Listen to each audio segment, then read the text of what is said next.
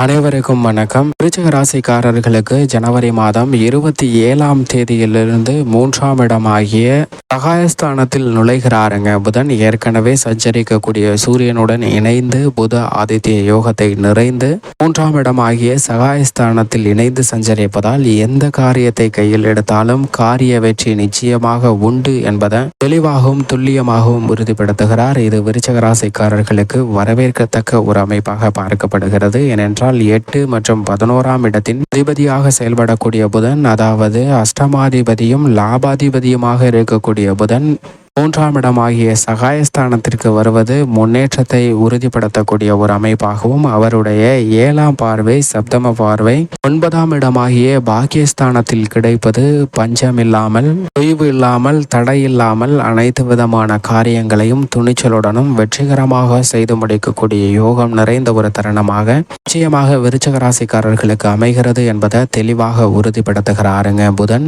27/1/2024 முதல் மகர ராசியில் சஞ்சரிக்கக்கூடிய சூரியனுடன் இணைந்து சஞ்சரிக்க போகிறார். அறிவுக்கு அதிபதியும் வித்யாகாரருமாக இருக்கக்கூடிய புதன். எனவேதான் சூரியன் புதன் இணைவு காரணமாக புத ஆதித்ய யோகம் நிறைந்த ஒரு தருணமாக பார்க்கப்படுகிறது. இப்படிப்பட்ட இந்த தருணத்தில் அலட்சியம் இல்லாமல் அவசியமாக கண்ணும் கருத்துமாக செயல்பட்டால் நிறைந்த நன்மை கிடைப்பதற்கான வாய்ப்பும் யோகமும் உருவாகிறது என்பதை தெளிவாக எடுத்து காட்டுகின்றன. சூரியன் மற்றும் புதன் இணைந்து ஒரே ராசியில் மகர ராசியில் சஞ்சரிப்பதை தெளிவாகவும் துல்லியமாகவும் எடுத்து காட்டுகிறது. எனவேதான் புத ஆதித்ய யோகம் நிறைந்த இந்த தருணத்தில் எப்பேற்பட்ட இக்கலான சிக்கல்கள் ஏற்பட்டாலும், தவிர்க்க முடியாத சங்கடங்கள் நிகழ்ந்தாலும் அவற்றை சாதகமாக மாற்றிக்கொள்வதற்கான தெளிந்த அறிவாற்றலும் துரித செயல்பாடுகளும் நிறைந்து கிடைக்கக்கூடிய ஒரு இனிமையான தருணமாக புத ஆதித்ய யோகம் நிறைந்து கிடைக்கிறது.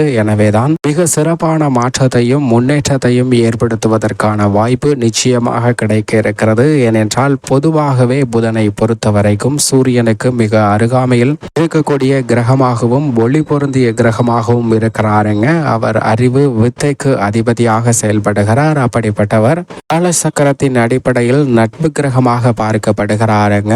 என்றால் புதனின் பார்வையில் நட்பு கிரகமாக சூரியன் சுக்கிரன் ஆகிய 2 கிரக நிலைகள் இருக்கின்றன. ஆனால் சூரியனின் பார்வையில் புதன் சமகிரகமாக செயல்படுகிறாருங்க. சுக்கிரனின் பார்வையில் புதன் நட்பு கிரகமாக பார்க்கப்படுகிறார். புதனின் பார்வையில் சமகிரகமாக செவ்வாய், குரு, சனி, ராகு, கேது போன்ற கிரக நிலைகள் பார்க்கப்படுகின்றன. இதில் ராகு, கேது புதனை சமகிரகமாக பார்க்கின்றன. ஆனால் செவ்வாய் மற்றும் குரு பகை கிரகமாக புதனை பார்க்கின்றனர். அதே சமயம் புதனின் பார்வையில் சமகிரகமாக சனி இருந்தாலும் சனியின் பார்வையில் புதன் நட்பு கிரகமாக பார்க்கப்படுகிறாருங்க. புதனுக்கு பகை கிரகம் என்று சொன்னால் அது சந்திரன் மட்டும்தான். சந்திரனுடைய பார்வையில் புதன் நட்பாக தெரிகிறாருங்க. ஏனென்றால் அறிவுக்கு அதிபதியாக இருக்கக்கூடிய புதன் எப்படி அளவற்ற அறிவை வழங்குகிறாரோ அதே போன்று சந்திரனும் தெளிந்த அறிவாற்றலை கொடுக்கக்கூடியவராக பார்க்கப்படுகிறார். எனவேதான் சந்திரனின் பார்வையில் புதன் நட்பு கிரகமாக பார்க்கப்படுகிறார். ஆனால் புதனின் பார்வையில் சந்திரன் பகை கிரகமாக பார்க்கப்படுகிறாருங்க. எனவேதான் சந்திரனின் ஆட்சி வீடான கடகராசி அவருக்கு பகை வீடாக பார்க்கப்படுகிறது. ஆனால் அதே சமயம் புதனினுடைய ஆட்சி வீடாக மிதுன ராசியும் கன்னிராசியும் பார்க்கப்படுகிறது. உச்ச வீடாக கன்னிராசி இருக்கிறது. நீச்ச வீடாக குருவின் ஆட்சி வீடான மீன ராசி பார்க்கப்படுகிறதுங்க. பொதுவாகவே ஒருவருடைய ஜாதக அமைப்பில் புத ஆதித்ய யோகம் நிறைந்து கிடைக்கிறது என்றால் வாழ்வில் எப்பேற்பட்ட இன்னல்கள் சிக்கல்கள் சந்தித்தாலும் அவற்றை தங்களுக்கு சாதகமாக மாற்றி மகிழ்ச்சி நிறைந்தவையாக மாற்றிக்கொள்வதற்கான யோகம் நிச்சயமாக உருவாகும். அது மட்டுமல்லாது புதன் ஒருவருடைய ஜாதக அமைப்பில் சுபத்துவ பாதையில் சஞ்சரிக்கும் போது 2, 4, 5, 7, 9 மற்றும் 11 ஆகிய இடங்களில் அபரிவிதமான நன்மையும் முன்னேற்றத்தையும் அள்ளி கொடுப்பாருங்க. சுபத்துவ பாதையிலும் சுபகிரக சேர்க்கையின் காரணமாகவும் இது போன்ற நன்மைகள் நிறைந்து கிடைக்கும். ஆனால் அதே சமயம் பாவ கிரக சேர்க்கையின் காரணமாக சுபத்துவ பாதையிலிருந்து நீங்கும் போது 3, 6, 10, 11 ஆகிய இடங்களில் அபரிவிதமான நன்மை நிறைந்து கிடைப்பதற்கான வாய்ப்பு உருவாகிறது. இருக்கிறது. தற்போது முதன்மை கிரகமும் உஷ்ண கிரகமுமாக இருக்கக்கூடிய சூரியனுடன் இணைந்து சஞ்சரிப்பதால் நிச்சயமாக எவ்வளவு பெரிய சிரமங்கள் ஏற்பட்டாலும் அவற்றை சாதகமாக மாற்றிக்கொள்ளக்கூடிய தெளிந்த அறிவாற்றலை கொடுக்க போகிறாருங்க புதன். ஏனென்றால் புதன் சாதகமற்று இருந்தால் அவர் மிக எளிதாக முடிக்க வேண்டிய காரியங்களை கூட சிக்கலாக மாற்றிக்கொள்வதற்கான வாய்ப்பு உருவாகும். எனவேதான் புதன் கெட்டால் புத்தி கெட்டுவிடும் என்பார்கள். அப்படிப்பட்ட புதன் வலுவாகவும் சாதகமாகவும் சஞ்சரிக்கும் போது அபரிவிதமான நன்மை நிச்சயமாக கிட்டும் என்பதில் சந்தேகமே இல்லை. விபரீத ராஜ யோகத்தை அள்ளி கொடுக்கக்கூடிய ஒரு வலுவான கிரகமாக பார்க்கப்படுபவர் தான் புதன். அப்படிப்பட்டவர் தற்போது முதன்மை கிரகமாக இருக்கக்கூடிய சூரியனுடன் இணைந்திருப்பதால் அதிவிரைவாக ஆளுமையுடன் அனைத்து விதமான பணிகளையும் மிக சிறப்பாக செய்து முடிப்பதற்கான வாய்ப்பு நிச்சயமாக கிடைக்க இருக்கிறது.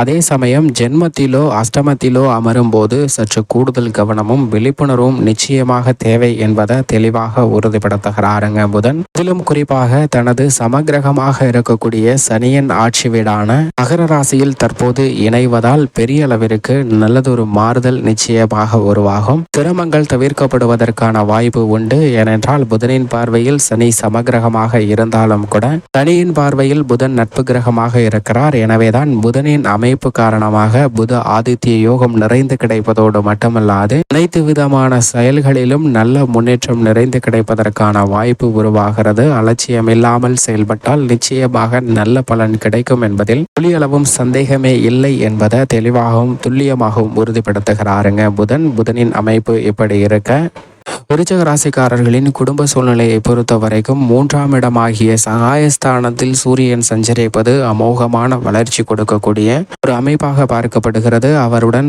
இந்த தருணத்தில் புதனும் இணைவதால் புத ஆதித்ய யோகம் நிறைந்து கிடைப்பதால் அனைத்து விதமான காரியங்களிலும் காரிய வெற்றி நிச்சயமாக உண்டு. எந்த காரியத்தை கையில் எடுத்தாலும் அவற்றில் காரிய வெற்றி கிடைப்பதோடு மட்டுமல்லாது பல வழிகளில் உங்களுக்கான நல்ல பல செய்தி இனிமையாக சந்திப்பதற்கான வாய்ப்பு இந்த தருணத்தில் நிறைந்து கிடைக்கிறது என்பதை சூரியன் மற்றும் புதன் இணைந்து 3ஆம் இடத்தில் சஞ்சரிப்பதால் உறுதிப்படுத்துகின்றன.